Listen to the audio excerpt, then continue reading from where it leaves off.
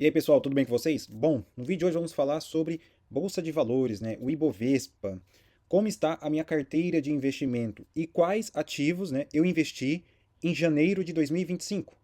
Olhando as 10 ações mais compradas no mês de janeiro, aparece algumas ações que eu invisto. Por exemplo, o Banco do Brasil, a Itaúsa, o Bradesco, né? Então são essas três opções. Essas ações, né, essas empresas ganharam novos investidores, né? Então sempre tem novas pessoas, né, entrando no mercado de ações, né? E é bastante. Olhando aqui o Banco do Brasil, é bastante relevante, né? Quase 40 mil pessoas no mês de janeiro, mostrando que as ações do Brasil estão baratas, estão bastante descontadas. E olhando os resultados recentes agora, as empresas estão batendo novos recordes, né, de lucro. E olhando os dividendos de janeiro, o total que eu recebi foi R$ 3.000, tá? Então é um valor razoável, né? E eu reinvesti esses dividendos. Então vamos dar uma olhada? Então eu reinvesti no Bradesco, tá? Na minha opinião, está muito descontado, vale a pena o investimento, tá? Pensando no longo prazo, porque é um banco que está passando por alguns momentos delicados, né? Então comprei 100 ações. Comprei da Itaúsa também 75 ações, porque como ela fez a bonificação, se não me engano, em dezembro, então para eu deixar o valor exato, né, arredondar, eu comprei mais 75 ações da Itaúsa. E comprei também 75 cotas do fundo imobiliário GGRC. Tá? E a minha carteira atual está assim: 50% em ações, 40, quase 40% em fundos imobiliários, 10% em Bitcoin, tá? Não estou levando outras criptomoedas, somente o Bitcoin nessa carteira, então Bitcoin aqui com 10% e um pedaço pequeno em renda fixa, tá? Olhando aqui em detalhes, podemos observar que o Banco do Brasil é a minha maior posição, tá? E em seguida vem o Bitcoin. Mas o Bitcoin só chegou nessa posição porque ele se valorizou muito.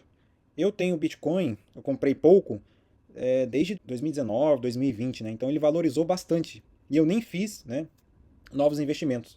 Eu comprei e deixei, e ele valorizou bastante, né, ficando aqui na segunda posição da minha carteira, tá?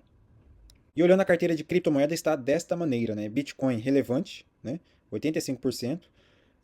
O restante se desvalorizou muito, né? A Dog se desvalorizou bastante, a Cybro, a Pepo, a BDC. Então eram posições aqui, por exemplo, a Dog acho que estava 7, 8%, a Cybro estava acho que 10%, né? Então o BTC se manteve, né? Eu não penso em fazer novos aportes em criptomoedas, tá? O que eu posso fazer é algumas trocas, por exemplo, tirar o dólar, comprar dog, ou dog, vender e comprar dólar, alguma coisa assim. Ou até mesmo desfazer um pouco da minha posição de Bitcoin e colocar em outros projetos, tá? Então, é essa maneira que eu penso nesse meu portfólio. Voltando para a Bolsa de Valores, aqui eu estou com o Bradesco, né? Que é uma das minhas maiores posições também na minha carteira da Bolsa, tá?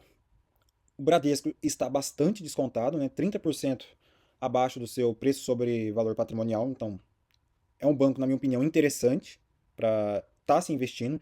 E quando a gente vê melhoras no seu resultado, eu acredito que quando o banco entregar um bom ROI, estamos falando aqui de dobrar esse valor. É isso mesmo, tá? Eu acredito nesse potencial. Hoje, o Bradesco está na faixa dos seus 10, 11 reais. Mas, quando os resultados realmente melhorar, voltar a níveis pré-pandemia, eu acredito que esse seria o melhor cenário.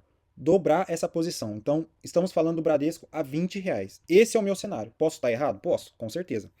Mas eu acredito no médio e longo prazo e uma melhora do banco aos poucos, tá? Então não vai ser rápido. E eu acredito que isso possa acontecer. Claro que o cenário do Brasil tem que melhorar também, né? Então a gente tem que ter juros menores, né? Inflação controlada. Mas eu acredito nesse cenário, tá? O Bradesco pode sim voltar a 20 reais. E sexta-feira tem os resultados do Bradesco, né? Vamos aguardar se vai ter um resultado parecido ou melhor, né? Porque quando você olha o Santander, por exemplo, ó, o lucro salta 75% e vai a 3,9 bilhões no quarto trimestre de 2024, acima do esperado. Eu acredito que possa acontecer a mesma coisa com o Bradesco, tá? Então eu estou otimista com o banco, tá? Eu acredito que estamos vendo melhoras nos resultados, tá bom? E olhando para o melhor e maior banco do Brasil é o Itaú, né?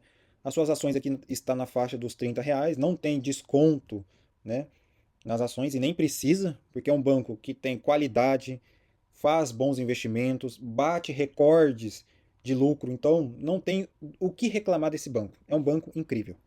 E a projeção para esse ano é de 10% de dividendo, tá? Então a projeção para esse ano é 10%. E o lucro do Itaú no quarto trimestre de 2024 é de 10,9 bilhões de reais. Um lucro incrível. E ele vai fazer uma distribuição de 18 bilhões aos seus acionistas. E essa distribuição será de 15 bilhões em dividendos e uma recompra de ações de 3 bilhões. Ou seja, o que podemos observar com isso? Que as ações do banco, né, quando faz recompra de ações, isso significa que o Banco Itaú vê que as suas ações listadas na bolsa está barata, né? Faz sentido você fazer uma recompra de ações. E isso a gente observa em várias empresas da bolsa. Muitas empresas estão fazendo recompra de ações, mostrando que quando o cenário virar, ficar assim, um cenário mais positivo para a bolsa, vai ter uma grande força compradora e vai ter poucas ações disponíveis no mercado. Então isso vai fazer com que as ações se valorizem cada vez mais, tá? Então fica atento a isso. Se tem bastante recompra de ações, o mercado está barato e vale a pena ficar de olho. Bom, eu não sou investidor direto no Banco Itaú, mas eu tenho a Itaúsa, né, que tem participação no Itaú, né? 90% do lucro da Itaúsa vem direto do Itaú. Então eu tenho participação pela Itaúsa, tá? E se a projeção para o Itaú é de 10%, a Itaúsa vai ficar nessa faixa também de 10%, tá bom? Então eu estou otimista com a Itaúsa, gosto dessa holding, gosto do portfólio dela, né, das empresas que compõem a Itaúsa, gosto e tenho pretensão de manter ainda essa empresa incrível no longo prazo, tá? Gosto bastante. Bom, estou quase finalizando o vídeo, mas eu tenho que mostrar aqui também o GGRC, que foi o investimento que eu fiz agora em janeiro, né? Então, hoje, a cotação está aqui na faixa dos seus R$ 9. Sobre o preço-valor patrimonial, está com desconto de quase 20%, tá? Então, na minha opinião, o GRC é um bom fundo imobiliário com desconto. E olhando o portfólio, atualmente o portfólio está desta maneira, né? Dividido em algumas regiões, Nordeste, Centro-Oeste, Sudeste e Sul. Olhando aqui a distribuição dos imóveis, né? Aqui temos logístico, industrial e híbrido, tá? E também podemos observar que boa parte dos reajustes dos aluguéis, né, desses imóveis é do IPCA, IGPM. Então, isso é bastante positivo, porque a gente, com o tempo, se a inflação sobe, esses aluguéis vão ser reajustados, tá? Então, pode ser daqui 1 ano, 2 anos, a gente vai ver esse aumento nos aluguéis e uma maior distribuição desses rendimentos para o acionista. Olhando o vencimento dos contratos, né, sem preocupações. A partir de 2030, 47%, e em 2027 tem 30%, né? Então, é o momento de ficar de olho aqui em 2027, mas sem muitas novidades ou preocupações, né? O fundo imobiliário é bastante diversificado, né? Tem bastante inquilinos, né? Então aqui podemos ver 29 inquilinos.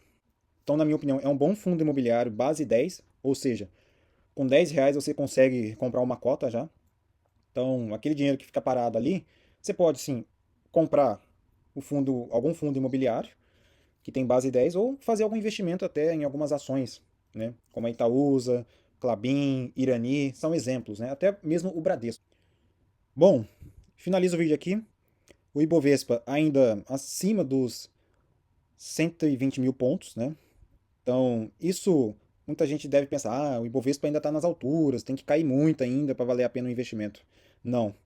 Por incrível que pareça, nessa faixa de 120 a 130 mil pontos está barato, porque deveria estar muito mais. Porque as empresas estão descontadas e com lucros recordes. Então, estamos falando de um cenário aqui de 150 mil pontos. Esse seria o ideal, né? Pelo menos, tá? Então, olhando o Ibovespa hoje, tá barato, tá? O IFIX também. O IFIX tá barato. Então, ele caiu bastante, né? Ó.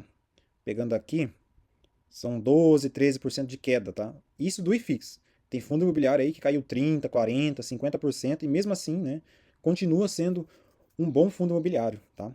Então, não descarto possibilidades, né? Não descarto investimentos na bolsa de valores, tá? Vale a pena sim. E você carrega por médio e longo prazo, você vai ter um ótimo retorno, tá? Pelo vídeo é isso. Abraços e até mais.